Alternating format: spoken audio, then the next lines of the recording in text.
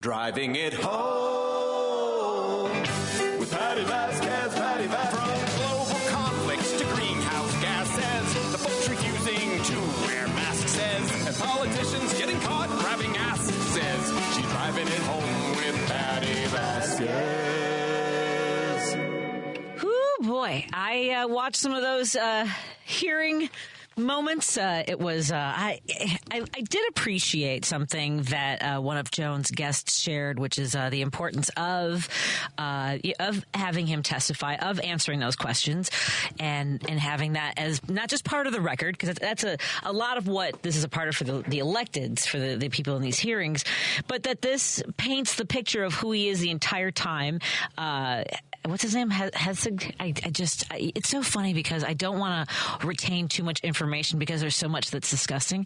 But it was the worst. And there's so many of these, right? That you see, when they're asked a question and you'll see the person positing the evidence, referring to the things that he said on Fox, that we don't need any moms in the military. We don't need any women in combat, that we need to rid the military of leftists and people who don't agree with their views of white Christian nationalism. And he was like, oh, but, because he has disparaged practices of, they invoke DEI because they don't understand it and they don't want it. They don't want there to be inclusion and equality. And he said, he was proud to serve alongside, essentially, I don't want to put, his words were enough without my having to add to it. But never, when he was asked a direct question, was he ever able to answer with a yes or no in regards to whether or not he would, if he said that he'll quit drinking, if you give me this job, I swear I'll quit drinking, because it is a 24/7 job. Right? It is a 24/7 job. So he cannot drink, considering that he gets drunk on the job. And look, I've worked in broadcasting for a long time. There were hosts at my former radio station that also had cocktail carts in their office. It was part of the culture.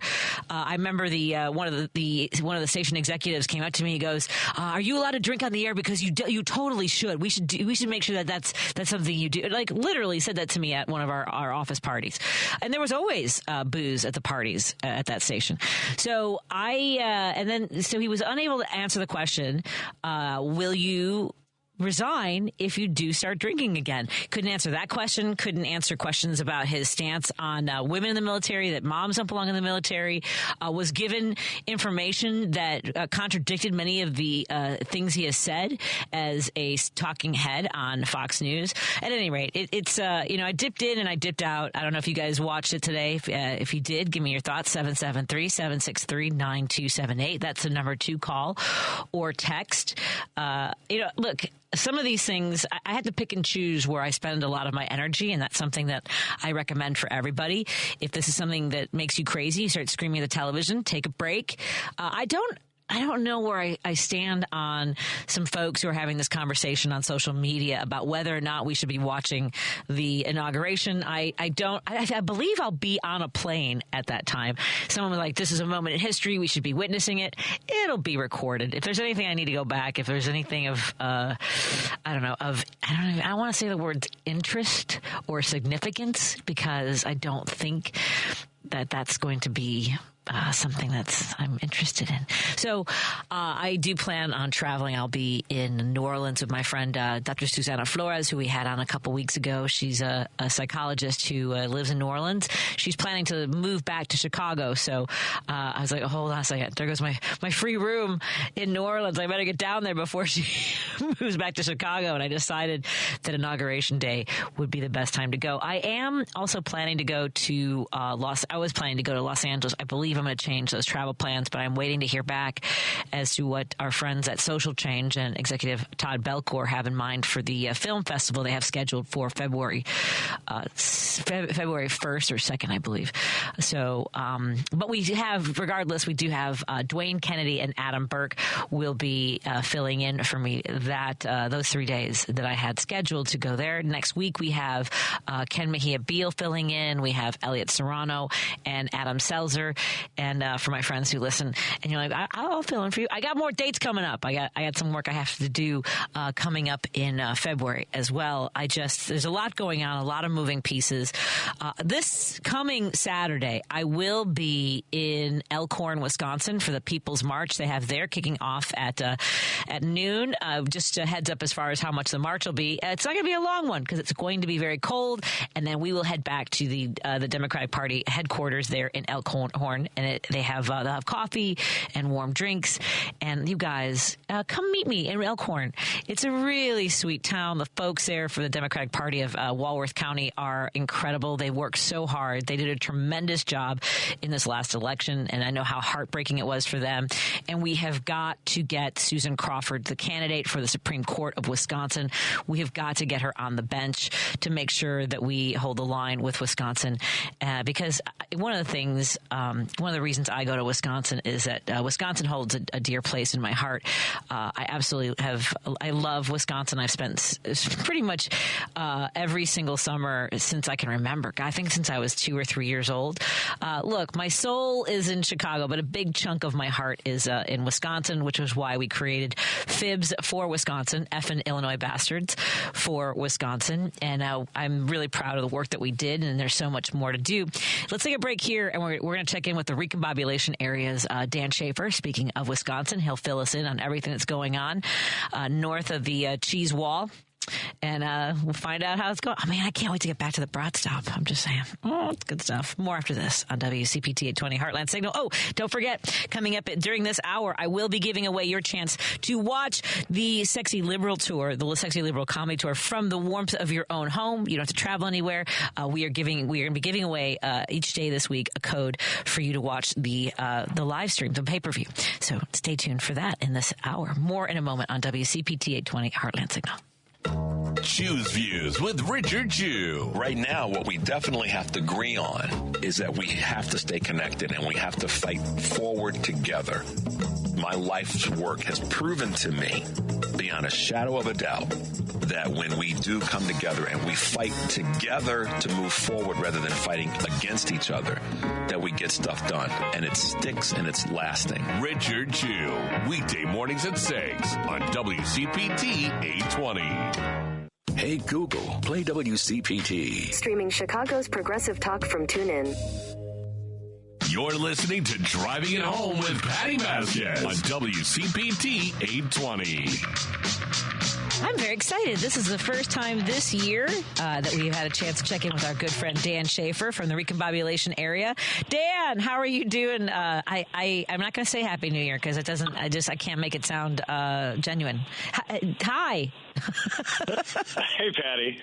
It's so good to hear from you. It has been a little while, though, hasn't it? It has been a little while.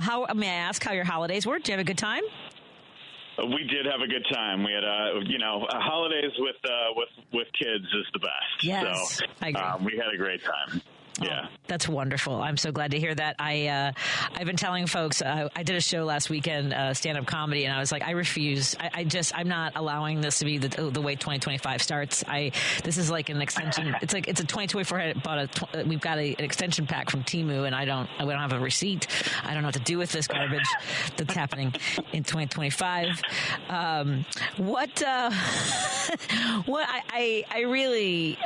Okay, first of all, let me start with this. I'm going to be in Elkhorn on Saturday for their People's March. Are there events scheduled in places like Milwaukee for the People's March in contrast with the inauguration coming up on Monday? Yeah, there's a couple things going on, but I do wonder. It's a very different moment from 8 years ago, and I don't think we're going to see the same type of protest activity that we did at that time. But there are of course certain things happening in and around Milwaukee. I think that the usual place that protest marches like that happen is Red Arrow Park in downtown Milwaukee. So I will expect to see people there, just as there were people there on the first day of the RNC in Milwaukee, convening at that same place. Now, I agree. I think that the energy of the Women's March was unprecedented in 2017. It was incredible. The one in Chicago was fantastic, and of course, the last inauguration what came before it was January 6th. I don't know what to expect this weekend. Have you heard anybody? Are any of the conservatives? Are you hearing any chatter about folks going to the victory rally on the 19th in D.C.? Haven't really heard a whole lot about that either. You know, Wisconsin, we just get so exhausted by politics in Wisconsin. There's just so much happening all of the time. So it's, I think there's so many people in Wisconsin that are truly zapped by the campaign season that we just had in our rearview mirror. And now we are, just about to start another one. The first ads for the Wisconsin Supreme Court race just started going up this week. So, Wisconsin got, about a 2-month break from campaign season, and now we're right back in it. Yeah, I look, like I said, I'm going up to Elkhorn on Saturday, and part of that is to kick off the work we're going to be doing. Fibs for Wisconsin's coming back, Dan. And there we go. There we go. Yeah, we're working on the Susan Crawford, Judge Susan Crawford's race for the Supreme Court, which I know one of the contributors to the recombobulation area has done a piece on what can be accomplished if we're able to hold it's the majority, right, liberal court in Wisconsin. That's right. Yeah. So, 2 years ago, we talked a lot about the race for the Wisconsin Supreme Court when Janet Protasiewicz, the liberal candidate endorsed by the Democratic Party of Wisconsin, won that in resounding fashion a couple of years ago to flip the balance of the court to a 4-3 liberal majority. Now, one of the 7 members of the Wisconsin Supreme Court, Ann Walsh-Bradley, longtime liberal of the court, is retiring at the end of her 10-year term. She's in her 80s and is retiring at the end of her term this year. And so once again, the balance of the court is up to the voters in the state of Wisconsin. And we've got Dane County Judge Susan Crawford, a former prosecutor. She also worked in the Department of Corrections, worked with the Department of Natural Resources. Very accomplished in the legal world in Wisconsin, and she's going up against Republican Brad Schimmel, who was the Attorney General in the state of Wisconsin from 2014 to 2018 during Scott Walker's second term as governor. So I think, Schimmel is a little bit more formidable of a candidate than we saw a couple of years ago, just given the fact that he has won, a statewide race in Wisconsin. And, Daniel Kelly, the candidate who was appointed by Scott Walker and ran and lost twice for Wisconsin Supreme Court. It's not a high bar to clear to be a better candidate than Dan Kelly, but I think that's kind of where we're at with Schimmel and the race against Susan Crawford. So that race is coming up fast. There will not be a primary in that one in February, so it's just full go to the April 1st general election here in Wisconsin. So, in case anybody really wanted a break from campaign season in Wisconsin, that you may have enjoyed the last couple months, but that break is over. The TV ads, there was an announcement just yesterday that Schimmel is going up on TV with his first set of ads, perhaps as soon as today. So, buckle up, Wisconsin. We're getting right back into it. Oh, boy. Yeah. And because you are ground zero for so much that's important and hanging in the balance for for the future democracy, I imagine there's a lot of money coming in from other parts of the country for both races, right? Yeah, 2 years ago, it was the most expensive state court election in the history of the country. And I think a lot of people are expecting this one to perhaps even invite more spending on that, just given that, once again, the balance of the court is at stake here. So it's going to be a really, really big deal.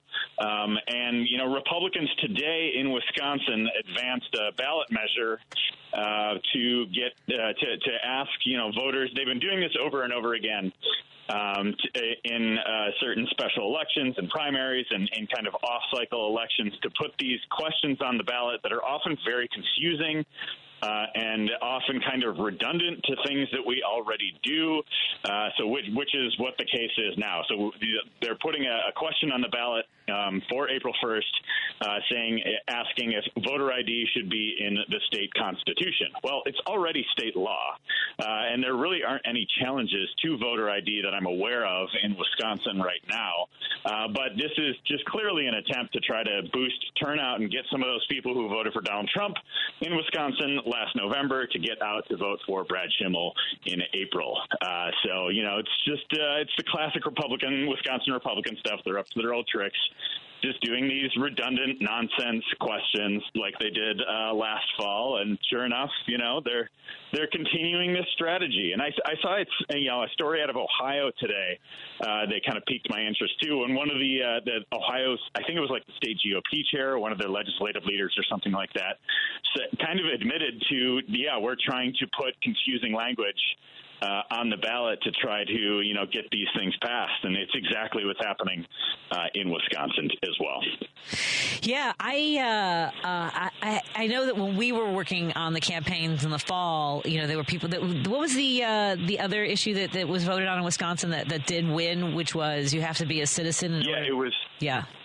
Yes, it's making it a state constitutional amendment that you have to be a citizen in order to vote, which of course was already the case, yes. Right? So and just like with voter ID, I think voter ID was very controversial when it passed in Wisconsin more than a decade ago under Scott Walker. Republicans really admitted that their strategy there was to try to depress turnout in urban areas, college areas, things like that, places where people might not necessarily have a driver's license for the state, but now they are trying to really double down on that type of thing and make it so that this is in the state constitution. And I get that their public opinion on voter ID has shifted quite a bit over the past decade or so. Like, I think it is probably a lot more common for people to be carrying a photo ID in 2025 than in 2012.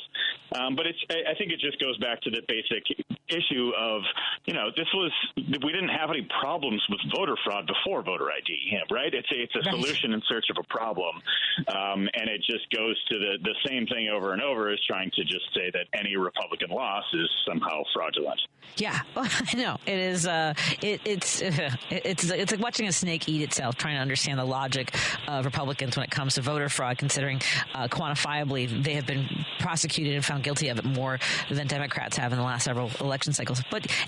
Lighting the ballot boxes on fire, I believe, and also wasn't there was one guy in Wisconsin who moved it to prove that it was vulnerable. So fun stuff. Did anything ever happen to that guy? There hasn't been anything as of yet. There was some news today on it. I don't know the specifics, but I believe there was, some sort of a citizen challenge to some of the actions that the mayor of Wausau had taken in that. I'd have to get back to you with some of the details. No. I believe they're on Civic Media's site in our Wausau market, but you can find more there.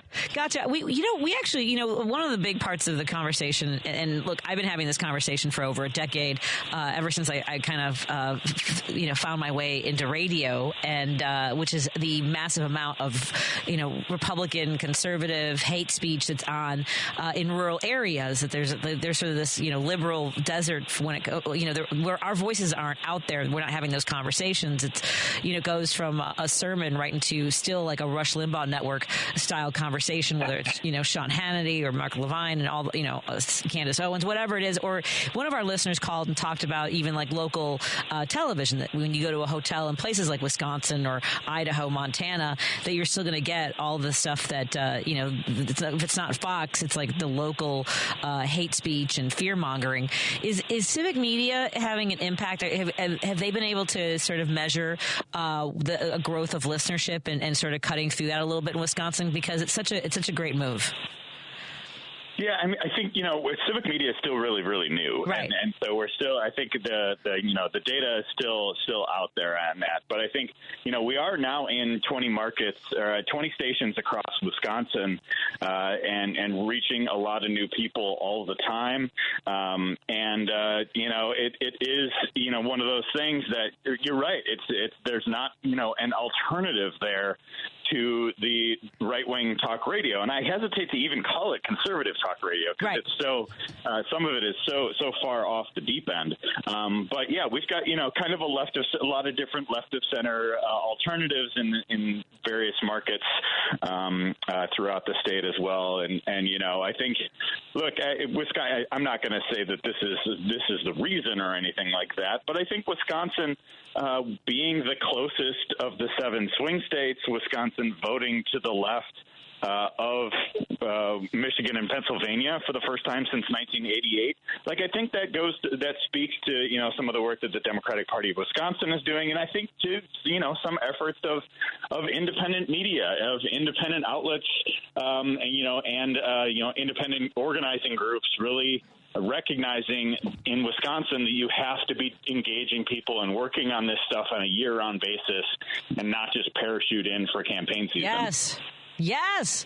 Well, and hearing the voices of candidates like Judge Susan Crawford, we had her on Friday. It was a great conversation. I'm impressed with her record and her vision for being on the bench. And I think that, even just that, because I know that we reach the southern part of Wisconsin, even like on a clear day, Dan, you can hear us all the way to the Wisconsin Dells. I know that for a fact. And who doesn't want to drive to the Wisconsin Dells listening to progressive radio? Just saying. But at any rate, I think that it matters. And I think that more, and I want to get more legislators on from the Capitol. When are they? They're obviously in session already, or what's their session schedule look like? General session. Yeah, the new session started last week, so we are right into it in Wisconsin. It's a budget year. There's a lot of big issues that are being addressed right now. The margins in the Republican margin, Republican-controlled Senate and Assembly, they were at supermajority or near supermajority status for much of the past decade, and now with new maps and with the number of strong candidates that won in those races, the Republicans have their smallest margins since, I believe, 2010. So it's counting, or maybe 2012. But so it is, it's instead of those kind of like 65-35 type of breakdowns that we've seen with gerrymandered maps in Wisconsin, Republicans obviously had a pretty decent year across the ballot. Donald Trump won, and with that, they have a slight majority, but it's like a 5-seat majority instead of like a 15-seat majority, which is much more reflective, of where Wisconsin is as a state politically right now. And so I think, it's going to be interesting to see kind of some of these issues unfold because, as you have issues with majority support, and the governor, our Democratic Governor Tony Evers today was talking about introducing some measures on gun violence prevention, in the wake of the school shooting that happened in Madison less than a month ago, and was talking about, having these things that have, huge majority support. Well, I do wonder if you're going to get maybe a couple of those swing vote Republicans to try to come to some sort of a compromise to advance something, because I think some of those votes could be, there's more opportunities for accountability on, controversial votes like that. And those things could come up again in campaign season when you have closer margins in the legislature. So I think that is going to be something to watch this session as well. That's right. I was watching the footage of Wisconsin students protesting a few days. Was it last week? It's one of those things because it happens so often, these shootings, and I don't mean it was chilling, right, to see these students essentially begging for their lives from their electeds. Do you think that cuts through for some of those perhaps on the fence Republicans, as you mentioned, if the margin of winnability is vulnerable for them? It makes sense, doesn't it?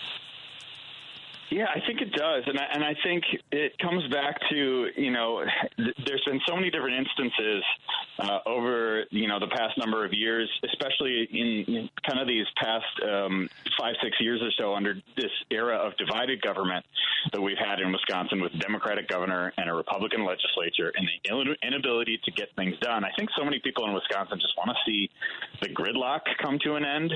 And I think there are some issues, like this one where there's universal background checks or red flag laws that poll with like 80% support that could, in a normal legislature, make its way through the process and become law and really start to make a difference for for some of these types of incidents. But it remains to be seen, because I think Republicans in Wisconsin, it's still many of the same leaders. Robin Vos is still the Assembly Speaker, now the longest-serving Assembly Speaker in state history. There's still a lot of the same leadership throughout the state on the Republican side. And I think, because Donald Trump got elected, I think they are emboldened to say, people want our side of things. Even though on the same ticket, Democratic Senator Tammy Baldwin won. This is the nature of Wisconsin. We're just a very, very evenly divided state. So it makes things tough. There's something, I was reading this article about the Office of Violence Prevention that Governor Evers signed, creating this program statewide, and Speaker DeVos saying that it's basically well not thought out, and it's just a bunch of touchy-feely bureaucrats. The touchy-feely thing, right? All that language of as you mentioned, I don't want to call them conservatives. It's like these hate mongers of hate. They hate the idea of wanting to help people, like empathy, sympathy. That's all to be disdained. And a conversation we've been having a lot, but that seems to resonate with a certain population. In particular, it seems white conservative men. Are you having conversations at all about? Because I'm hearing a lot of this that we need to figure out how to message to white men, I guess, is the best way for me to say. Are you having those conversations? It's something that I've been hearing more and more about, and it's just like the conversation of just like, there needs to be a Joe Rogan of the left or something like that, right? And I think, finally, white conservative men get their needs catered to, right? I know. So I'm trying not to laugh. I've gotten in trouble. Finally, they absolutely need this, right? Oh my gosh! But it's just like, I do think one of the there just needs to be more creative ways to reach people. And I don't think it's like a necessarily even an ideological thing.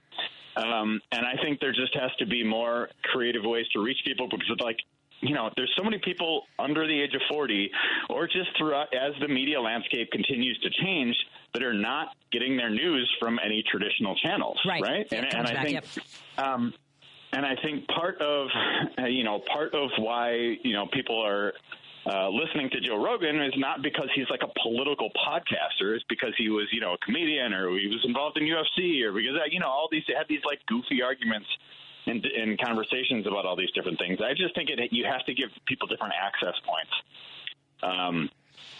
to talk about things. And I think some of that, is comedy. Like I'm a huge fan of The Daily Show. I watch every time Jon Stewart's on TV, I'm going to watch. So I think some of it's stuff like that, or just like, if it's a sports podcast that can sometimes talk about politics or whatever it might be. I think it's just like you have to give people different channels to engage with politicians, engage with issues, and whatever that might be. Right. I agree. Before we go, only because I just saw this email about the Brad Schimmel ads. Have you seen what the content of the ads are so far about rape kits and actually what his failure? Yeah, have you seen this? Where he only, I did not. This is crazy. His office only tested 9 of over 6,000 untested rape kits during his first year in office, including more than 2,000 for children. Holy smokes, Dan. Yes. Wow. Yeah. This was a major issue when he was trying to run for re-election as Attorney General, and to bring that back again, that's going to be a major talking point. It's just like Brad Schimmel does have a really problematic record to run on. There's this obviously is an instance of it. I think he's one of the only Republican attorneys general in the country during that era who took money from the Sackler family. When they were going after, some of the issues with opioid addiction and all of that. And I think, his record on reproductive rights is really, really problematic and certainly, does not really fit a 2025 electorate in any way. Oh, boy. Well, thank you so much, Dan. Oh, by the way, how are the Packers doing? Are they still in? They got to play one more game than the Bears this year, so you know. Sorry, I'm sorry. It's not. That was a weird giggle. I didn't even like the way that sounded. That was aggressive. That sounded like I didn't mean to layer that in. That was a lot. I'm so sorry. That's right. I'm just excited for you guys to hire Mike McCarthy, our former Packers coach. Mike McCarthy, I heard, was interviewing with the Bears today, which was just the Bears have given me such comedy. You know, so they've been such great comic relief. Yeah. These past few months, as the world is falling apart, just watching the Bears fall apart even more rapidly than the rest of the world has given me some great joy. As a comedian that loves doing self-deprecating humor, we're happy to give every single week during the season. Yeah, all in good fun. A little Schadenfreude for the Bears every single week. That's right. Thank you so much, Dan. Again, so what's the best place? Because I took Twitter off my phone, but I go back and forth on this as far as like following things. I'm following you on Blue Sky, but I'm not really present there either. But is Blue Sky, Twitter, what's your preference to direct people for making sure they sign up for your Substack and subscribe to the Recombobulation Area? Yeah, well, you can definitely, find me that's the best place to find me is on Substack at the Recombobulation Area. I'm also on Twitter. I'm also on Blue Sky under my name, Dan Schaefer. And then you can find me at the Recombobulation Area on Instagram in addition to that as well. Outstanding. Well, thank you so much, Dan. It's great to talk to you again. I'm off next week. I decided that rather than watching the inauguration, I would just go spend 3 days in New Orleans. So I'm going to go do that instead. Well, you can go recombobulate in New Orleans while the rest of us get very discombobulated. Yeah, enjoy. I'm gonna try some stuff. just say it. Thank you so much, Dan. Be well, and I'll talk to you in 2 weeks. All right. Thank you so much. Be well. Take care. You too. Let's take a break here. We'll continue our conversation, and I'll give you a chance to win a code to watch the Sexy Liberal live stream, but not yet. Don't call yet because I still haven't read the contest yet. So let's do that in a few moments on WCPT 820 Heartland Signal. And make sure when you subscribe to the Recombobulation Area that you are a paid subscriber and support the work that local journalists like Dan Schaefer and his team do. The Big Picture with Edwin Eisendrath, Saturdays at 1 p.m. Count me among the Americans that want to see change. Now, of course, the change I was looking for would have put Kamala Harris in the White House. Americans voted for change. They just, Trump, I think they got the wrong kind. Still, I'm grateful for elections, even when we lose.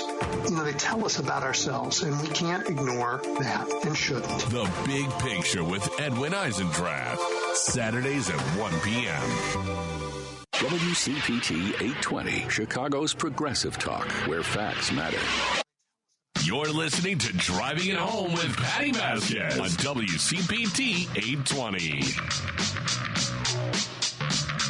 I think I've mentioned this before. I wake up to Richard Chew every morning with Chew's Views. I know that sounds the show, not Richard. I mean, you know what I mean.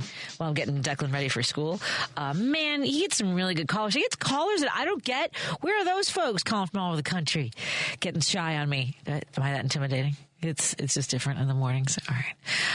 At any rate, tomorrow on Chew's Views, Richard Chew will be taking your calls and talking to Alderman Raymond Lopez. Plus, Wednesday regular Kurt Mullett, a.k.a. the Hoosier Blue 63, will be on the line for a chat. And he will be giving away a stream code for Stephanie Miller's Sexy Liberal Save the World Comedy Tour pay-per-view inauguration special, which takes place Saturday, January 18th at the Warner Theater in Washington, D.C., with special guests Jamie Raskin, George Conway, Harry Dunn, JoJo from Jurors, and more. That's Choose Views weekdays from 6 a.m. to 8 a.m. Central, right here on WCPT 820. And I'm going to, before the next break, I'm going to give away. So I have to listen to the rest of this conversation for a few minutes. And let me catch up on some texts. Sorry for cursing, but we are in a revolution. We cannot be weak. No, I'm not being, I don't know who's being weak. I'm just taking a break so I can be strong. I've been showing up all the time since the election as well, and trying to keep these conversations going and figure out how we move forward.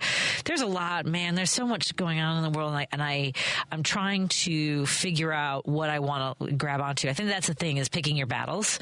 I used to get, when Facebook was really a bigger part of my life, or any of the social media, but mostly that was where I staked out the territory of correcting people online. In particular, I mostly at the beginning stuck with people in my life who man, wasn't that a weird moment when you got on social media and you found out like your friends from grade school or high school or cousins or whatever were just had some god awful world views and just dripping in racism and hatred.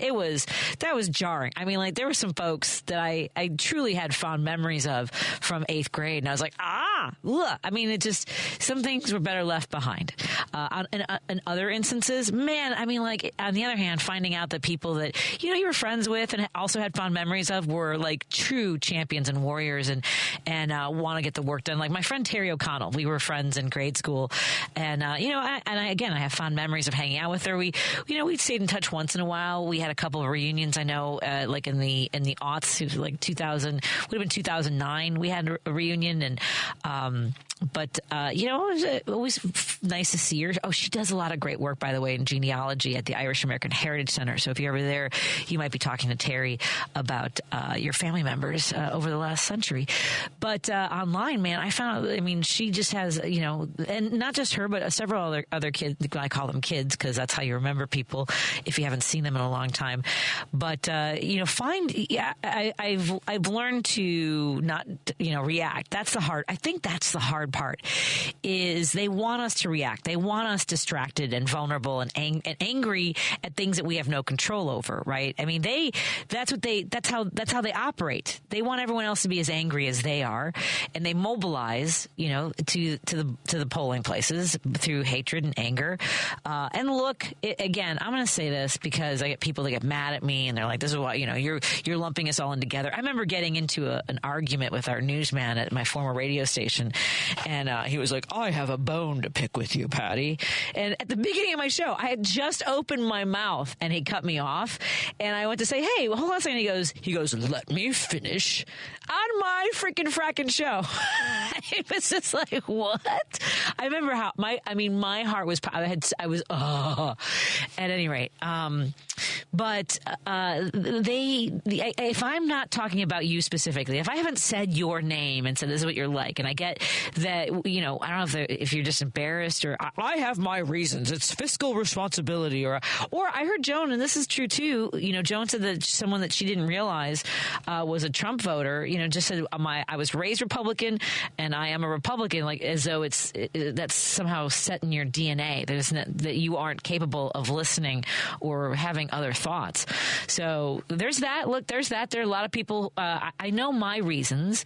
It is for personal rights, whether it is the ability to choose when I start a family or when I, was able to. But a woman's autonomy. I believe in fair wages. I believe that we need to bridge that massive gap we have in income inequality and the hoarding of wealth. We don't need any more billionaires. I believe in making sure that people have access to health care. And I agree when Jim calls in and talks about how Vice President Kamala Harris said that health care is a right. I agree with that. And these are just some of the things that we need to do more when it comes to reacting to climate change. Not just reacting. I try not to be in the space of it's too late, but we have done so much damage and had to fight so hard to convince people that this is real, that it's getting worse. And if California isn't showing you that, I honestly don't know how to talk to you. And I don't know that it has to be my job to do that. I know I've had people who want to call in and, what about my side of the story? Or even people who agree with you and then want to call you and want to call here and put something out there. Sometimes it strikes a chord with me and I have a reaction. Sometimes I'm like, okay, thanks for sharing that. But to demand that I do something based on what you want, what you need, I'm not demanding that of you. And this is not a debate show, but it is, I come with some information, some perspective. I want to hear your perspective. We might not agree. You might not. The idea that you don't like my tone of voice, okay. I don't have to tell you about that. You don't like if I talk too fast or I laugh too much. I don't got to hear that. I don't have to hear that. But I used to fight a lot on social media with people about stuff, and like 2-day, 3-day battles back and forth. Using, you leave for a few hours, go do something else. I'd still be thinking about it. I mean, it really disrupted, like it would disrupt my sleep, my ability to get things done. In particular, when it was somebody that I knew, had grown up with. There was a little league baseball player that I grew up with who I just like their ideas on incarceration, and essentially if you've ever served time, you should just not be capable of participating in society anymore, like that kind of garbage. But now I don't argue with people. Once in a while, I am one of those people that will share a link to something that's completely in contrast, has supporting information and cites evidence, and I do that. I do that smarmy hope that helps kind of a thing. I do say things like "go in grace," which means something else when I say it. So at any rate, my point being, for the next days, weeks, months, and years, you have to figure out and be mindful when you get sucked into the sort of doom, whether it's doom scrolling or doom thinking. Find those things that give you a little lift, whether it's a laugh or a break. If you're can work out, do some yoga. I've been trying to do some workouts like on YouTube. There's a lot of great videos. I like to dance, so I'm trying to find some workout dance videos. You can just 5 minutes of moving around, yoga, meditation. But pace yourself, folks, because we are in this together, and we've got to find ways to take care of ourselves. Be mindful of what you eat and drink, but pace yourself, folks. It's going to be a long one. Okay, and you know what helps is having a good laugh. So now, let's give this away. We want you to see Stephanie Miller's Sexy Liberal Comedy Tour from the Warner Theater in Washington, D.C. live on pay-per-view from the comfort of your home. Watch it from right here. Wherever you are here, you're going to watch it from your comfort of your home this weekend. Join Stephanie Miller along with guests Representative Jamie Raskin, George Conway, Olivia Troy, JoJo from Jers, and Capitol Police Officer Harry Dunn, who we interviewed at the DNC last summer. So he's really just got a tremendous story to share. And man, so of course, along with regulars Hal Sparks, John Fugelsang, and Frangela on Saturday night, we need comedy and resistance more than ever for these next 4 years. And if you want to watch Stephanie Miller from home, these are the live stream links, not tickets to the show. I want to reiterate, it's a link to the live stream. So again, WCPT can help you out. To purchase pay-per-view access, go to sexyliberal.com and click Save the World Comedy Tour banner. Contests running on WCPT 820 are open to listeners 18 or older and residents of the greater Chicagoland, Northwest Indiana area. One entry per person, one winner per household. Void where prohibited by law. Listeners may only win or qualify to win once every 30 days. Complete rules are available on our website at WCPT820.com by clicking the contest tab. Let's take caller number 3, 773-763-9278. Caller number 3 for your chance to win the live stream code to watch the Sexy Liberal we're not saving democracy. Well, we have to continue to fight. It's the resistance tour now. So it's the Sexy Liberal Comedy Tour from the Warner Theater in Washington, D.C. Let's take a quick break here and continue our conversation. If you want to join us, give us a call. But right now, people are calling in to win that code. More in a moment. This is WCPT 820, where facts matter. You're listening to Driving It Home with Patti Vasquez on WCPT 820.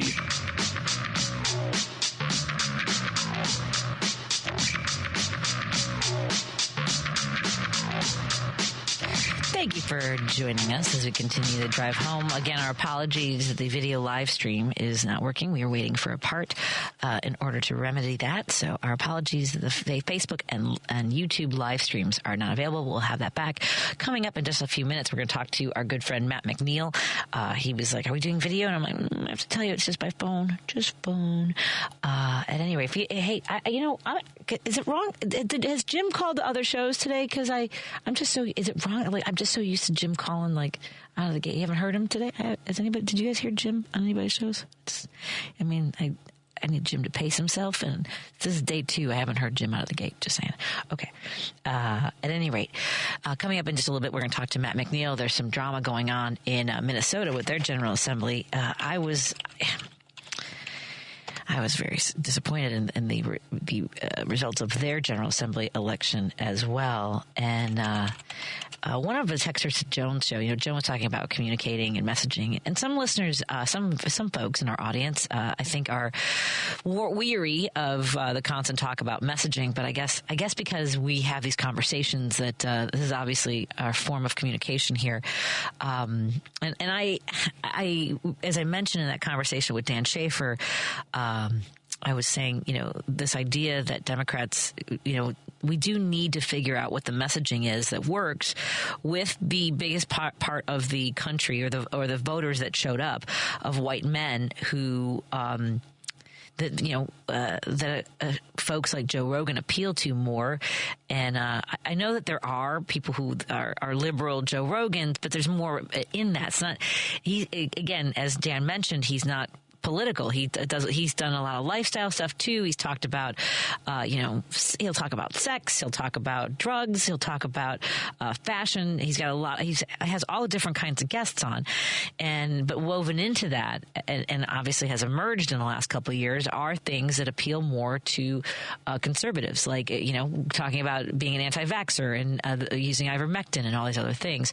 And one listener texted to Joan, "Imagine that Joe Rogan et al. Accomplished more to appeal to male voters than all those door-to-door canvassers descending on voters' homes during October." I will say this about the door-to-door work that we do, and I'll continue doing.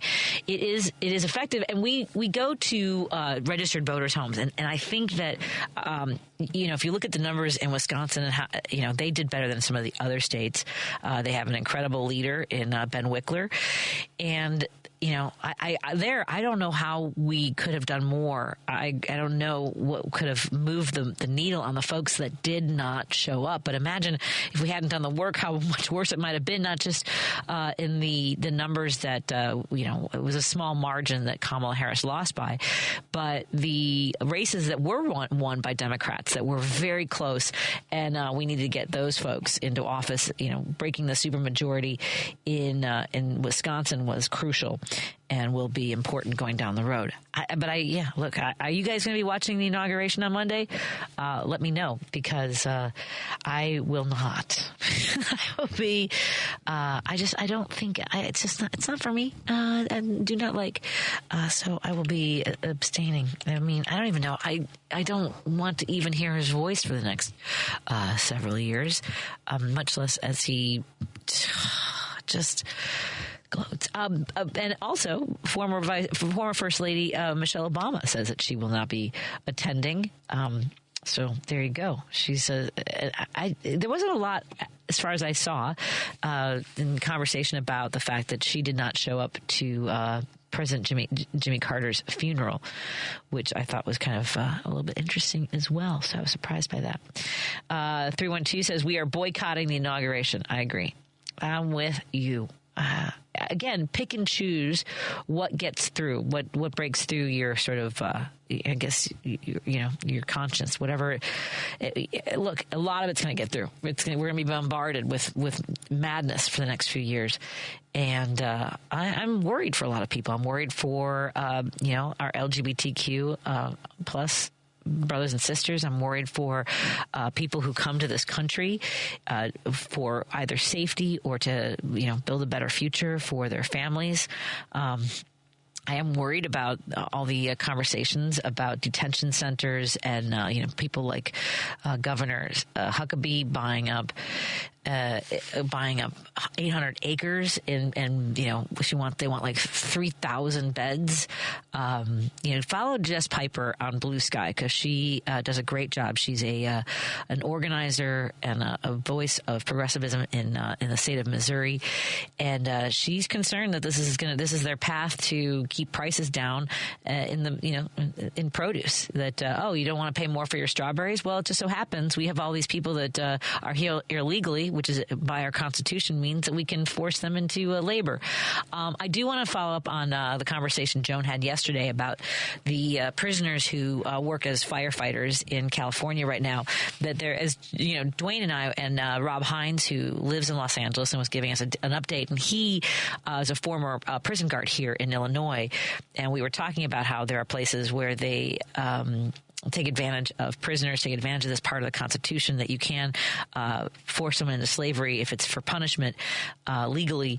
And so we were mistaken on a few things. That there were a lot of conversations last week, a lot of information, people, these sort of outrage, and they were progressives sharing their outrage that that some of these firefighters who are prisoners are only making like $5 to $10 an hour. There is there's someone that has written a whole piece on this, or a thread on Blue Sky, about what the program actually entails, including a path to being employed as a firefighter, that they make more money, that it's just a different a different path than we had been led to believe by a lot of folks. Matthew Hahn Scratch is his handle, and he's a former prisoner and a teacher and a union tradesman, and he's a program facilitator for Mindful Prison. So he talks about what that program actually entails. So thank you, Joan, for that information. Let's take a break here and catch up with our good friend Matt McNeil from the Matt McNeil Show on KTNF AM 950 Minneapolis, St. Paul.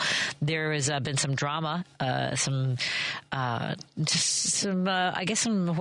horse trading. I don't know how you explain it, because these kinds of moments arise sometimes when there's a shift in power, and I want to find out what's going on in Minnesota. More in a moment on WCPT 820 Heartland Signal. You're listening to WCPT 820, because facts matter. Driving it home with Patti Vasquez, Patti Vasquez. From global conflicts to greenhouse gases, the folks refusing to wear masks says, and politicians getting caught grabbing asses says, she's driving it home with Patti Vasquez.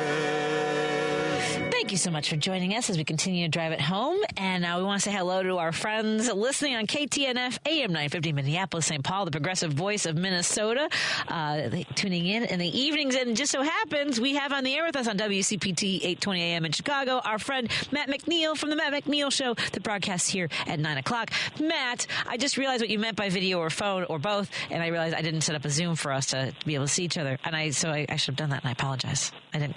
Well, that's okay. That's no problem. Okay. Anytime I get to chat with you, I'm a happy man. Well, thank you very much for being understanding. And first of all, I was telling our friend Dan Schaefer from the Recombobulation area in Wisconsin that it's really hard for me to say and or receive the greeting of Happy New Year, because I feel like it's a question. Happy New Year, because this sucks, Matt. I want a do-over. I do not recommend. Oh, first of all, I've been marching with the Orc Hordes here in Mordor. It's a lovely day. I mean, you really get to leg work out here. The Eye of Sauron, it just shines so orangey bright, and boy, the smog and coughing. Oh, you can't get tired of it. It is what it is. Here's the one thing that I've said is that it is the people that voted for him are, there's a lot of them. I mean, I talked on my show about the dairy producers. The dairy producers are now all freaking out because, 70% of their workforce is undocumented labor. And all of a sudden they're like, well, he wasn't serious when he said it at every rally he was at. Mm-hmm. And now, the only thing is I feel sorry for the people that did not vote for Trump who are going to be hurt. But yes. I am kind of going to relish in watching all these people that voted for him, realizing that, oh, yeah, he's going to do this to me, isn't he? And sure, some of them are going to insist, it's perfectly fine to get rid of my Social Security, my Medicaid, Medicare, put someone like, Drinky McHegseth into the Secretary of Defense position. But the reality is as it kind of settles in, it's all of a sudden, your screams of the prices of eggs are not exactly going to offset everyone else's frustration with you. Yeah, I guess what they call the fart around and find out portion. But I don't know that will sink in. Because there's such a disconnect between reality and what their perception perceptions are, and it's still the liberals' fault somehow, or DEI, or women having abortions. It's never actually laid at the feet of those responsible. I mean, this is the whole thing. Tom Hartman was talking today about how masterful the Republicans have been at grievance, about whining essentially and blaming somebody else for things, and the Democrats, we don't get outraged in the same way when we have so much to be outraged about, in particular when it comes to income inequality and the massive disparity in wealth, just hoarded in the top 10%. Anyway, hi. Yeah. It's a lot, Matt. Well, it's something I knew we were headed for trouble back a few years ago, about 10 years or so, maybe even a little bit longer, when they were going after the Wisconsin teachers. And the argument that they had was, well, when they were saying, oh, well, the teachers out here, they get their summer vacation. Yep. And they get to sit back and eat their bonbons every day for 3 days. And what they had done is they had created people who were far more willing and wanting to see people they perceived getting a benefit they didn't have punished than actually getting a better quality of life for themselves. And when I saw that, yes. I was like, oh, we are in trouble, because that's wet, and that is MAGA. They will gladly go down on the Titanic as long as they're 10 feet higher on the deck and can watch their perceived enemies drown before them. That is who they are. They don't the idea of, because Republicans have made their lives so bad, they don't equate government as being something that can help them, even though, I mean, for goodness sakes, down in Tennessee and in North Carolina, they're out there insisting that Joe Biden didn't do anything with the flooding and the hurricane that came through. And they're like, because they have created this narrative that they were abandoned, when the absolute opposite is true. They were there the second they needed help. They got the help they needed. And yet they have convinced themselves they're always victims, and they need to lash out at others. I don't know how you break them of this, but I think that when you start taking away people's Social Security, Medicaid, Medicare, and Trump probably does it, and then they say, well, blame Democrats, I don't know if that's going to resonate. I think the hurt that we're about to get as a country is going to wake up a lot of people. Yeah, and here's the thing: I don't want to hope you're right. Right? It's such a conflicted emotion that I have. It's I want them to find out, but I don't want people to get hurt.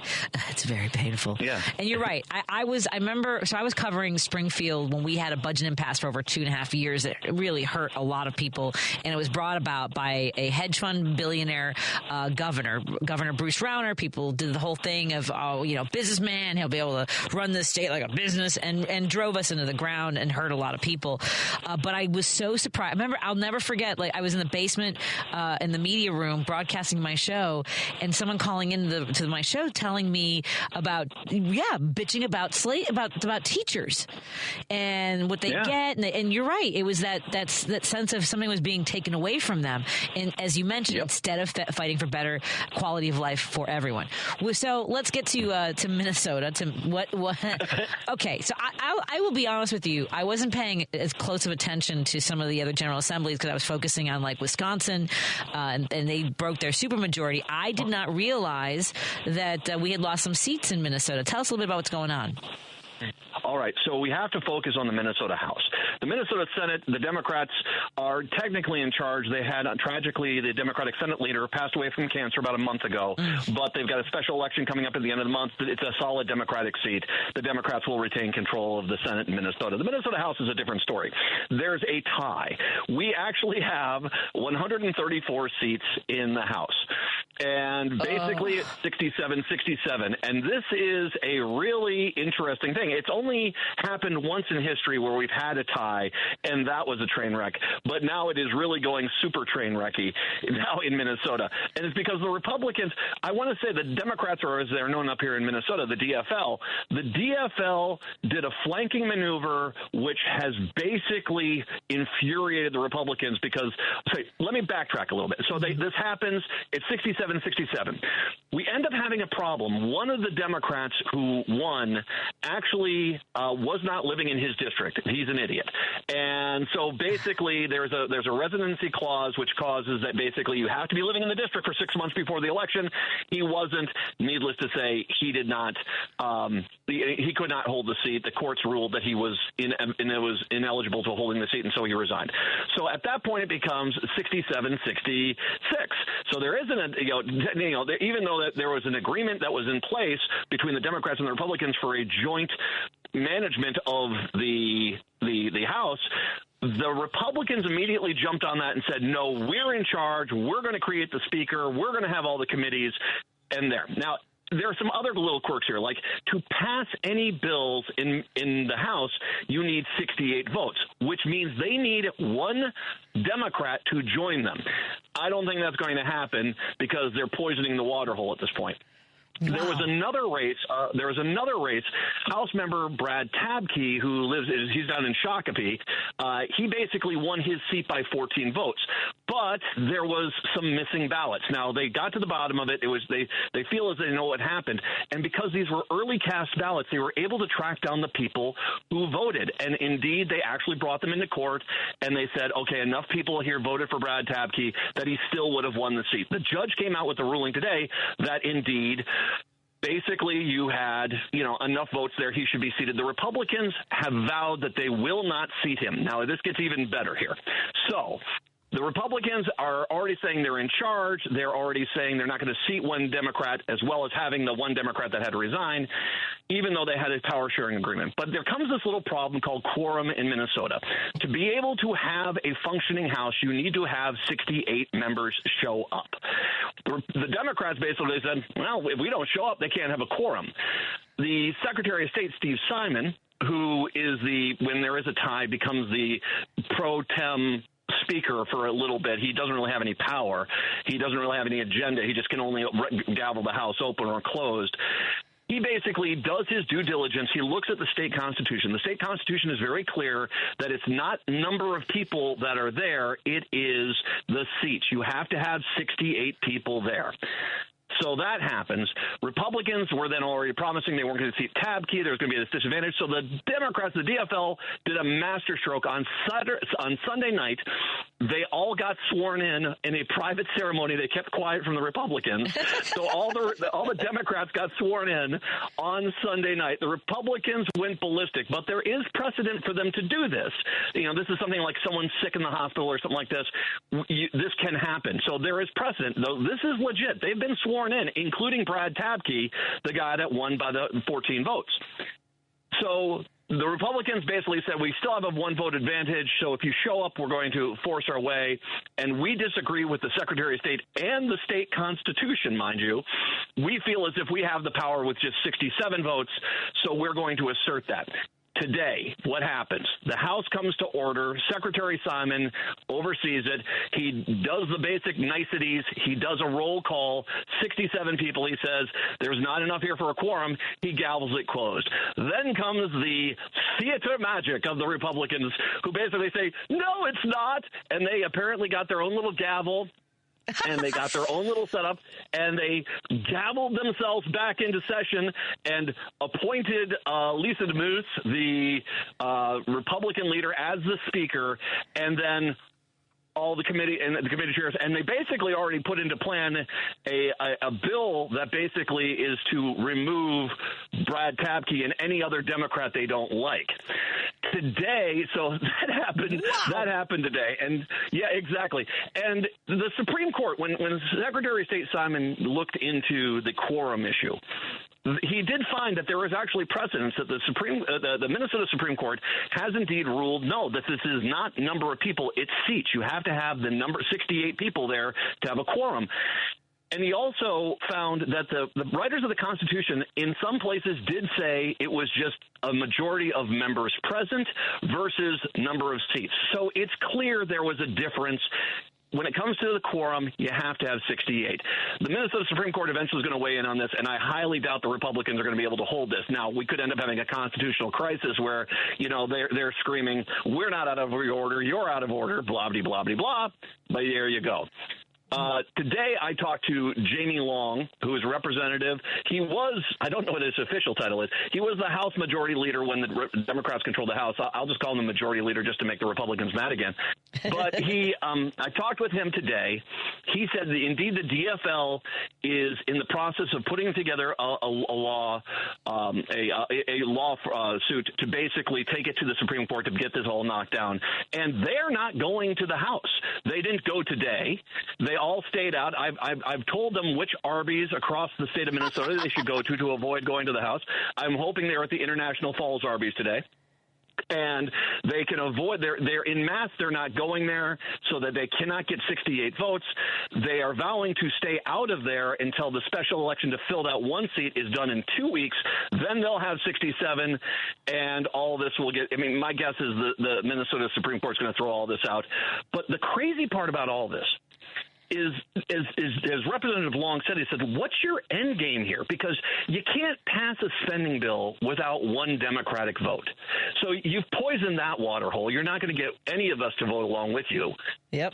On top of that, it seems like the only reason they have done this, all of this, is so they can get in charge of the Senate committee or the House committees and then have your standard right-wing, teachers are evil, transgender people need to be jailed, Governor Walz is a horrible person.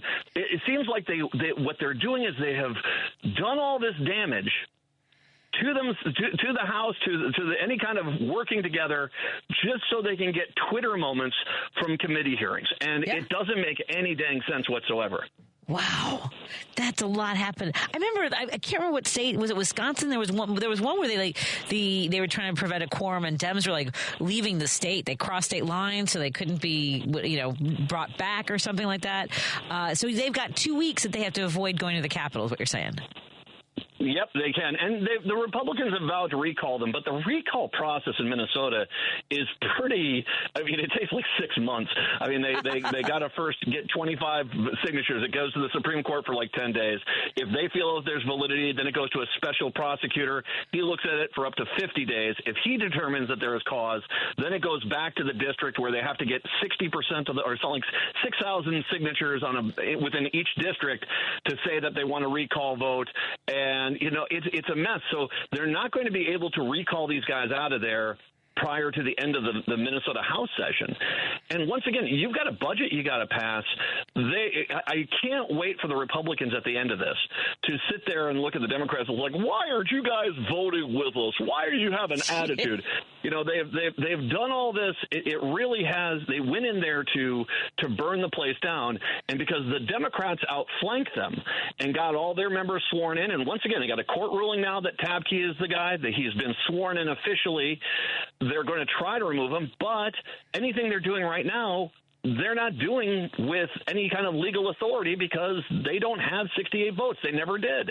And so it is going to be crazy. Eventually, at some point, they're going to have to come to the table, or else, like I said, we end up having a constitutional crisis in the state. How angry is everybody at that the guy who won and didn't even live in the district? That would just. Oh. That moron. This is a Democrat I'm talking about. I said, I mean, not only if I can rip on him, because he was living in a different town and he was there, and the Republicans sent out a spying crew to watch him, and at no point did he notice there were people outside of his place watching his house. But on top of that, I have to give criticism to the local Democratic Party in that district as well as the state Democratic Party. You knew this guy had to move into this district. You should have been much more on top of that and said, you're living there, right? Yep. And by the time that the Republicans started exposing the fact that he hadn't been living in the district, it was too late for him, and it was really stupid. And that being said, the Democrats came up with a very good plan. I mean, they're just not going to show up. And then this demand by the Republicans that they are put in charge of the speakership as well as all the committees. That's not going to fly. I mean, eventually that's what's going to happen is they're going to get, like I said, that's going to get shot down, and then they're going to have to come together. In the past, back in 1979 when this happened once before, it was a mess before. They had one party was the speaker, but some of the most powerful committees ended up having the other party in charge of them. And, it looks good on paper, but it fell apart. This gives dumpster fires a bad name. I mean, this is a mess beyond a mess, and already really, I talked to when I talked to Representative Long today, I said, are the Democrats in the process of, as well, not recognizing certain people as far as winners go, or considering recalls of Republicans? He said, everything's on the table. We were talking about that. And so, it's their mentality is we're going to follow the Republican lead. If they're going to go down this path, then we're going to go down this path too. Oh, my God. That's wild. What a wild. Now, how many seats did the Dems, did the DFL lose? They lost 3, I believe it was. Okay. And did we know? But putting things in perspective, considering, still, of course, Harris won Minnesota. This was, that's about when you look at the maps, and they redid the redistricting here in 2020. And I looked at the maps. I said, you are going to have an absolutely stellar year for the Republicans to win majorities in the House or the Senate. And the reality is I think this is about as good as they can get, and all they could get is a tie. And the truth is I think that at the end of all of this, nothing's going to get done. I can't wait to see how they argue that they have been somehow successful. That's just going to be comical. That's wild, man. How are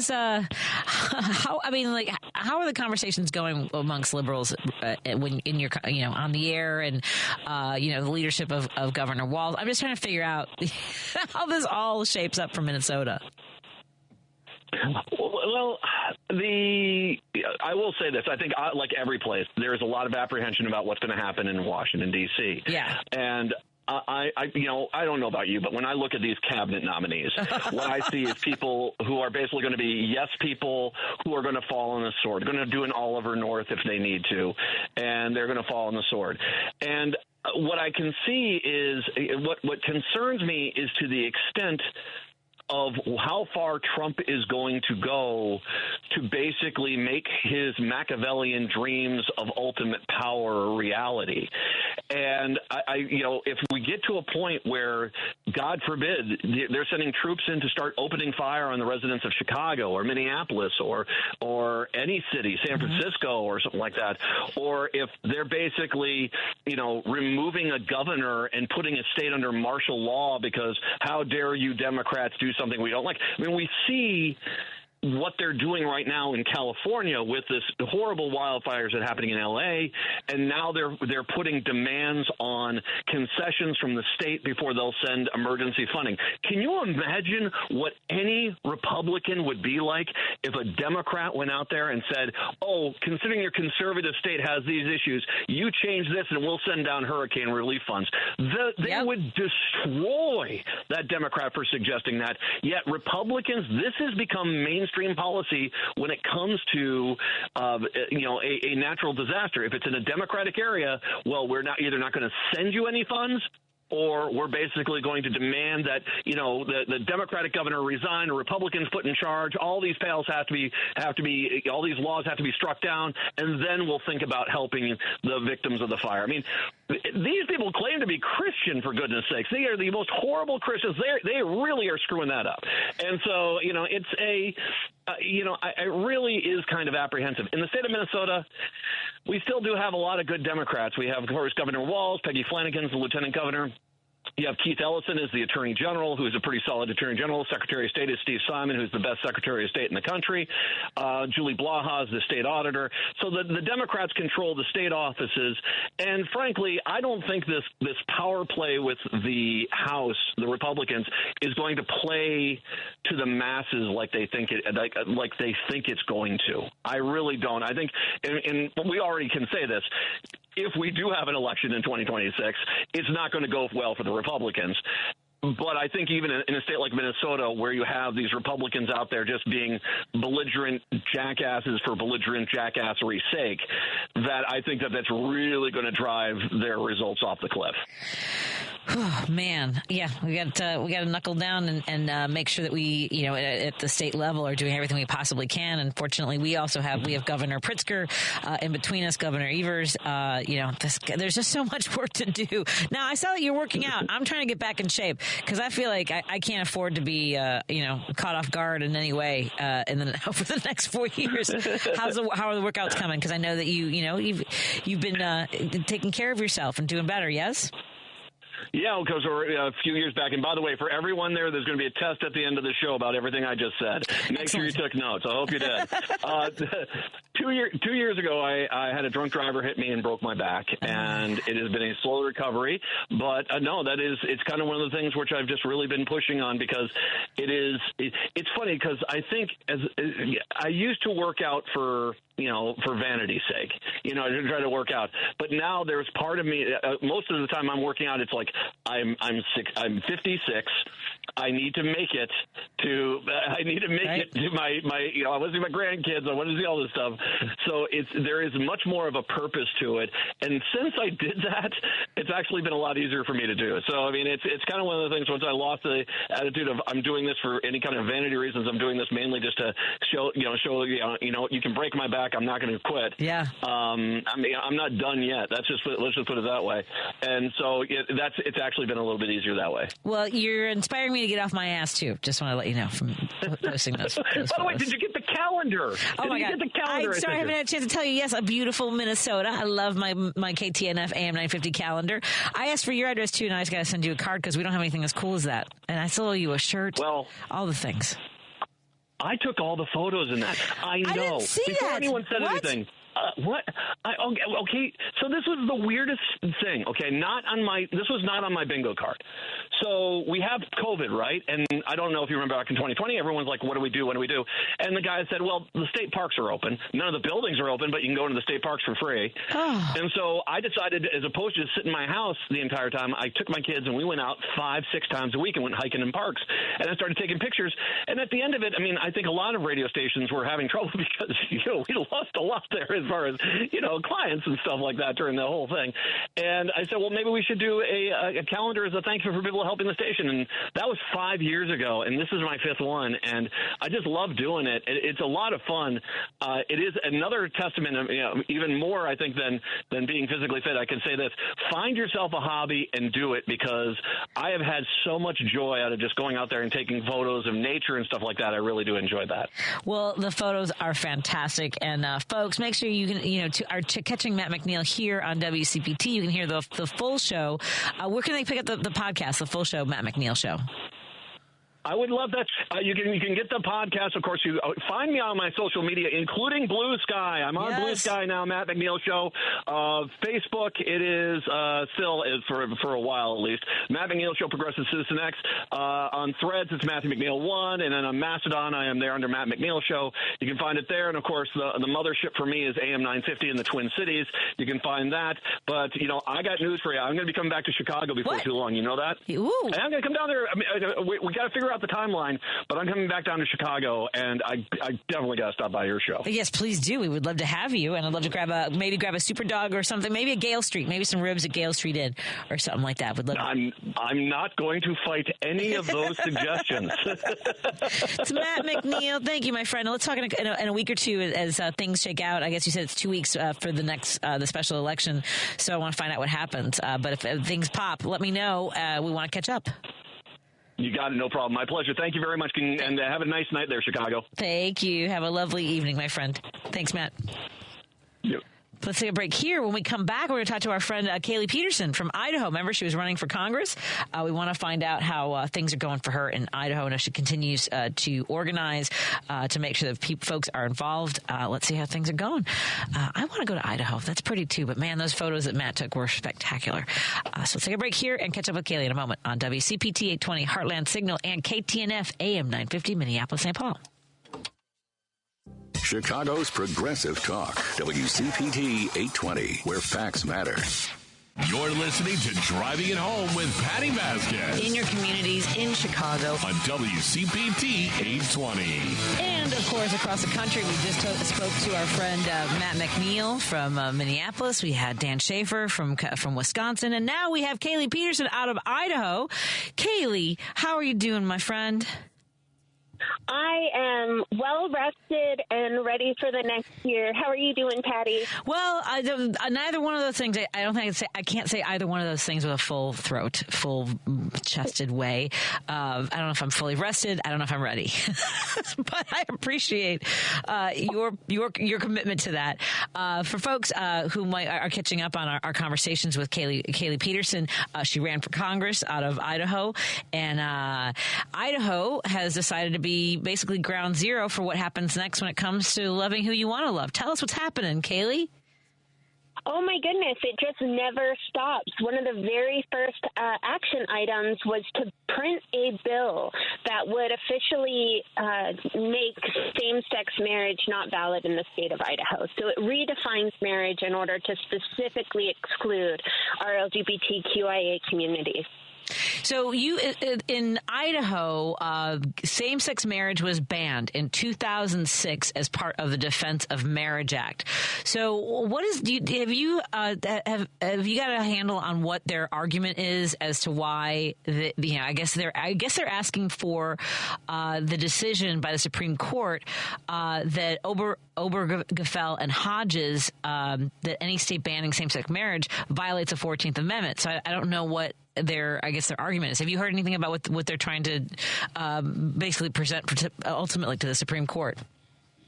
It sounds a little bit like they did with the trigger bans, which is they put these things in place so that if the federal courts then come to the decision, Idaho leads the way. And it's unbelievably dangerous. We saw it with the trigger bans and the abortion laws. After the Supreme Court actually struck down Roe, legislators were saying, well, I voted for it because I thought it would make me popular. I never thought Roe would actually fall. And so that's the reason these bills are so incredibly dangerous, is we don't know what the federal courts have lined up, and this puts our already very vulnerable LGBTQIA community at great risk. They're worried their families are going to be torn apart. Yeah, and I guess the argument is they want the states to be able to, at least the state of Iowa, to make the decision what the marriage laws are.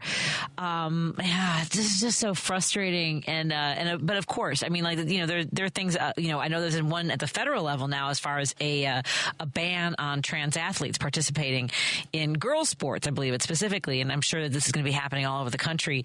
Rather than here's the question, right, Kaylee? To anybody in Idaho, anybody who wants these kinds of laws or these sorts of decisions to be overturned at the Supreme Court level, how does that affect your life? Well, tell me what I thought we were doing this for the price of eggs, Kaylee. Exactly. You can't claim to be a nation that's all about freedom and this rugged individualism while you try and stamp out the very individualism you claim to support.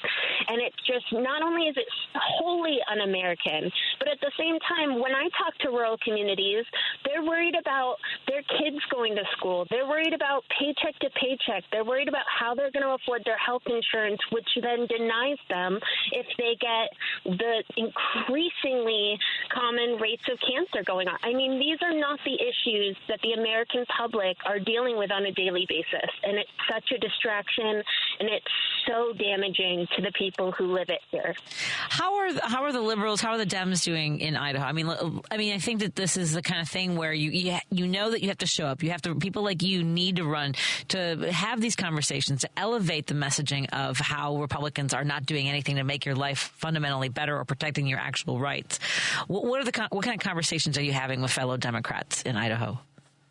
I mean, this was a crushing election. There were so many Democrats who had so much hope, and also our local candidates, our local Democratic candidates, who put in just an unbelievable amount of work for absolutely there's no money or power in Democratic politics in this state. It is really a labor of love.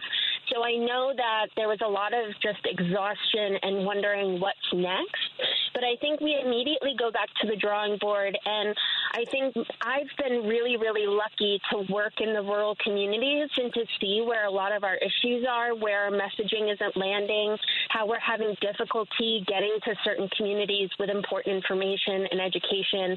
And so I think that's where we really have to focus over the next 12 months, is creating a communication structure that gets the Democratic messaging out there, that we are the party of working class people. We are the party of freedom. We are the party that gets things done for the American public.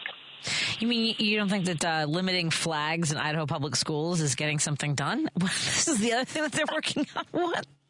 I mean, these are schools that have water heaters burst and asbestos and ceiling collapses and flooding. I mean, these are schools where children are riding a bus 2 hours and that are getting just completely defunded with the voucher schemes that they're trying to put up this year. But yeah, no, the flags are really the issue. Yeah, we gotta make sure that there aren't any rainbows in classrooms. What are some of the big races? I mean, do you have big races coming up? I think there's races everywhere in the country, obviously at every level in 2025. What are you focusing your efforts on? I know you talked about messaging and communication and things like that, but are there races that you're looking at that we can lend our support to and amplify? I think right now we're just working on getting the Democratic Party together. I think right now it's just keeping our local party together and identifying the candidates that we really want to put forward and people who are ready for the fight, because it's gotten bigger than ever, and I think we have. Oh, I think we lost Kayla. Federal level. We lost you there for a second. What was that last part? Sorry. Oh, no, sorry. I think it's just trying to prepare at the local level for what the federal courts have in store for us. I think is really our big focus is the legislature this year. Do you have any thoughts when you're watching these conversations about the jockeying for head of the DNC? You know, Ben Wickler has done a masterful job in Wisconsin, and I've been a volunteer with the Wisconsin Dems. Do you have any thoughts on who you'd like to see? Because he's talked a lot about making sure we're going to rural areas, and I think that's got to mean the states that we sort of gave up on and figure, well, it's never going to flip the other way. 100%. I think that's what I know for people like me who are in situations like Idaho, having someone who is really in touch with rural communities and the specific challenges that we face in those communities is so important. And this isn't saying that rural communities are more important than urban issues. It's not saying that one should be held above the other. But I think we have failed to try and figure out how to successfully reach and get our message to the people that need it most. And I'm hoping that that's what he will bring. Yeah, I agree with you. Now, we started this conversation. You said that you were rested and ready to go. What does that look like for Kaylee Peterson, former candidate for Congress? Like, give us a little bit of some of your tips. Do you have any tips for us, like for taking care of ourselves? I'm just talking to everybody. I'm trying to figure out what everyone else's coping mechanisms are right now. I don't know if it's the best coping mechanism because I ran in 22 and I just completely ran through 24. So I took 3 years on the road, and then as soon as the election was over, I came down with a respiratory infection and I was just laid out in bed for 3 weeks. So I got some kind of forced rest, and it gave me time to plan what the next steps are and how I can be as helpful as possible to the Idaho Democratic movement. Oof. Well, one, I'm glad that you've recovered. I'm sorry that you went through that. But basically, your advice is work yourself until you're exhausted, fatigued, and ill, so that you're forced to rest. Mandatory rest. Don't do that again. I guess maybe that's not the best message for everyone else. I'm teasing. But I will say, I'm only able to do what I do because I am surrounded by incredible people. I surround myself with people who have the respect and integrity and accountability that we are looking for in government, and being able to surround myself with those people and do something that makes my community just a little bit better in whatever form, shape, way that is. It's not politics for everybody, but getting out into your community in a positive way, in any way, has been really helpful to get through these really difficult times. Wow.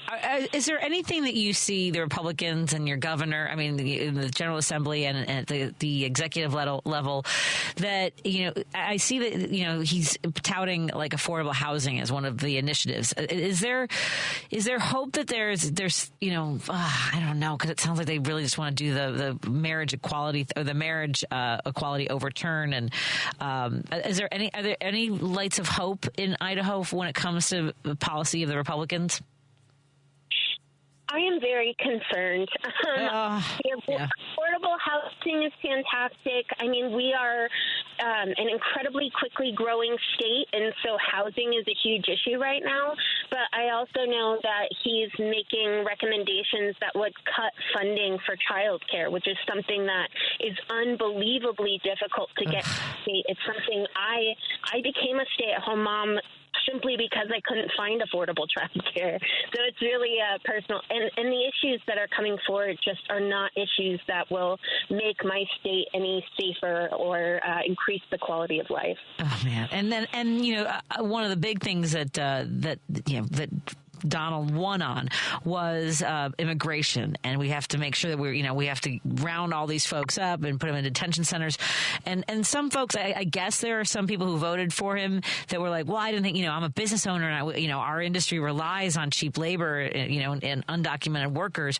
Are you hearing anything from any industry, ag or otherwise, folks going, well, wait a minute, we can't afford to lose these workers? Oh, absolutely. I mean, that's a huge issue. And I've had the privilege of working with the Latino community here, and there's a really proud history of migrant workers in our state. And so I struggle to say that that's the only value that they have. But the agricultural industry is bolstered by migrant workers. And I know that there's legislation in place that would try and create a kind of quicker immigration system for those workers to come to America so that we can support our agricultural and our small farmers. But I'm not seeing that legislation get as much attention as it should. Yeah, I would imagine. Oh, man. And how can we stay up to date on the stuff that you're doing? Obviously, conversations with you regularly whenever we can. If anything comes up that you're like, hey, you guys should know about this, please don't hesitate to reach out to Jerry. But what can we do to stay up to date on how we can support Dems in Idaho? Well, so my social media will be back up and running, and I'll have updates on my website so that I can just kind of keep everybody connected and mobilized in whatever way helps the most. So that's Kayleeforcongress, spelled out, .com, KAYLEEFOR Congress.com. And I'll make sure that at the very least, we are holding these people in our state legislature accountable for what they're actually doing to our communities. Oh, man, thank you so much for that. And I'm glad that you'll keep people connected and again, engaged. And we love talking to you. I really am so proud to know you and support the work that you do and to continue to develop this relationship and communicate with folks what's happening in Idaho, Kaylee. Thank you so much for just giving attention and a platform to what's happening, because it's not just happening here, it's happening all over our country, and it means a lot. It's been tremendously helpful. Thank you. Oh, thank you so much. We're going to keep going. We got this, Kaylee. I mean, as far as keep fighting. That's the part we got, is fighting. The rest of it, I can't. I don't know what's going to happen. Yeah. Have a good night and keep taking care of yourself, okay? Keep healing. Thank you. You too, Patty. I'll talk soon. Talk to you later. Thank you. Let's take a break here. We'll wrap up in a moment on WCPT 820 Heartland Signal and KTNF AM 950 Minneapolis, St. Paul, the progressive voice of Minnesota. You know that you can listen to Chicago's Progressive Talk on WCPT AM 820. Stream us live at WCPT820.com and on the TuneIn Radio app. Or you can ask Alexa, Siri, or Google to play WCPT from TuneIn. But now you have another option. We're simulcasting our programming overnights, 8 p.m. to 6 a.m. on WSBC AM 1240 for a clearer reception in and around the city. Chicago's Progressive Talk, WCPT 820. And now overnights on WSBC 1240 AM, where facts matter.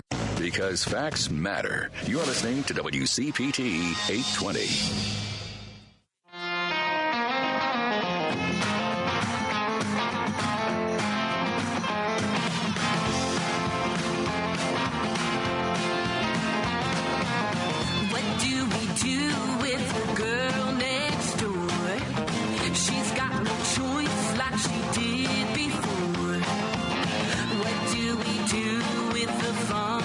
Daughter, the court took away what her mom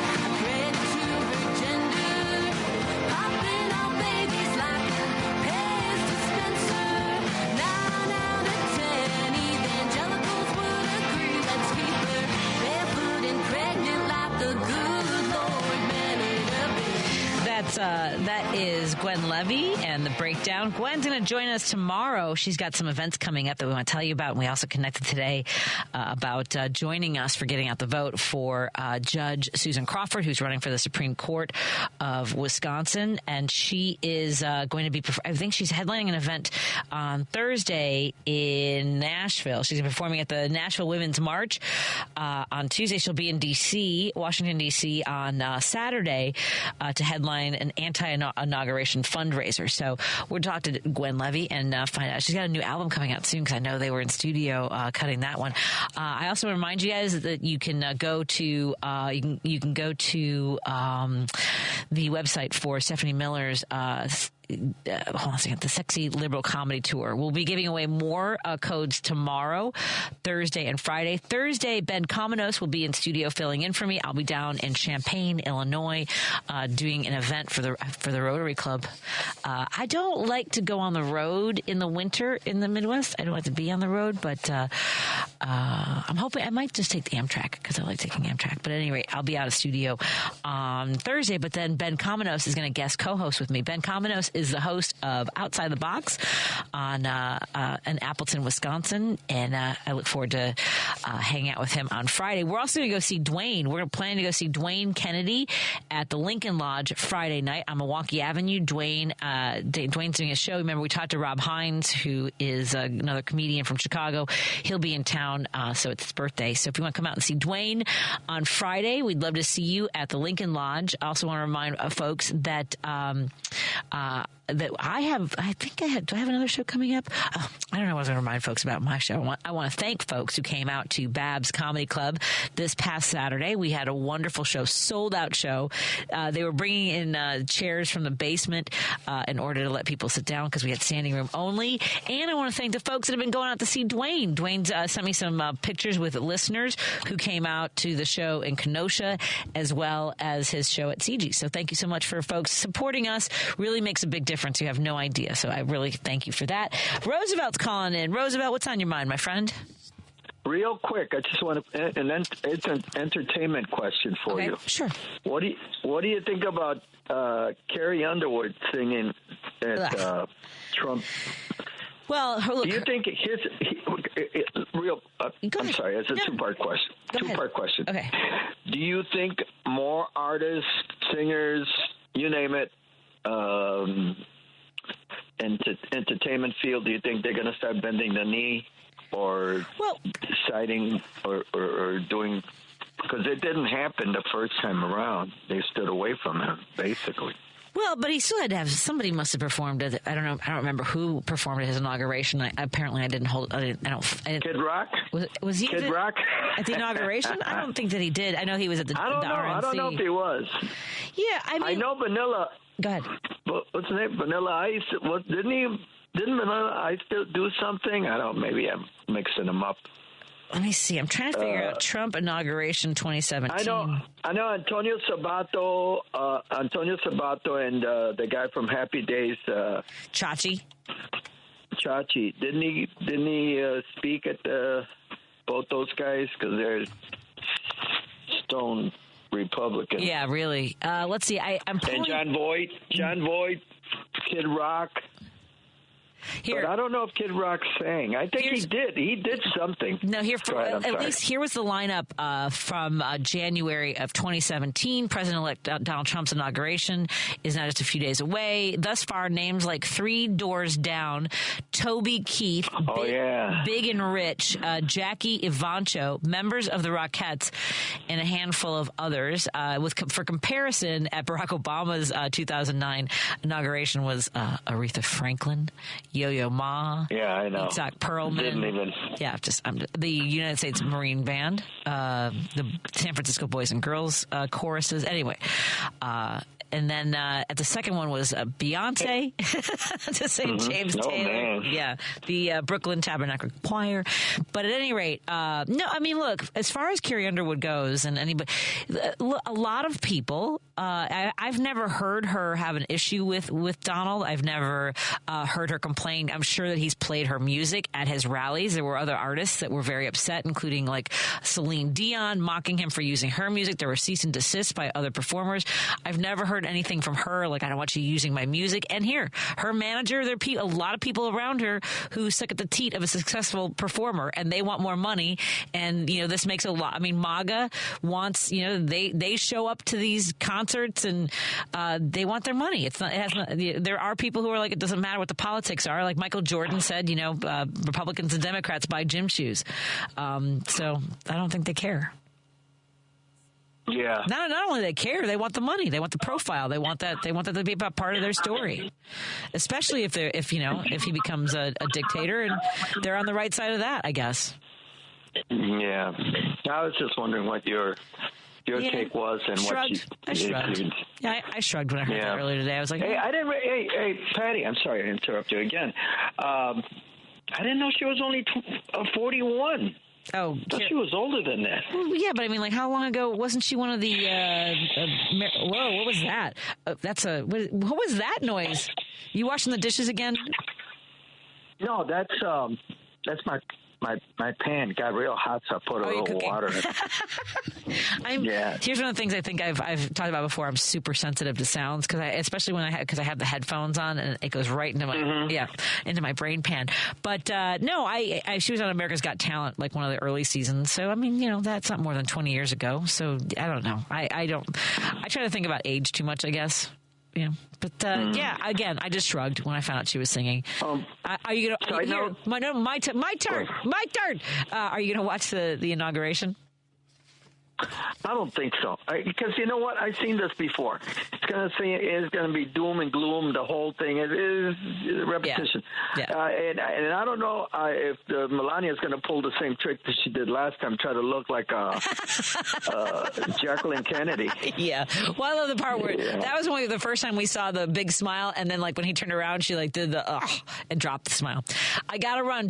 We had 10 seconds for your side note. Did you have a side note? That was the side note. Was Jackie O? Yeah, my uncle died yesterday at the age of 104. Oh, what was his secret? Please tell me he drank tequila every day or something like that. His secret is he didn't let nothing bother me. I knew him. The guy was like molasses. He didn't let anything bother him. Nothing. Then I ain't making it to 104. Thanks, Roosevelt. Have a great night. I'll talk to you later. Thank you, everybody, for joining us. Lady B, I love you. Randy Rhodes is up next, followed by Matt McNeil. Talk to you tomorrow.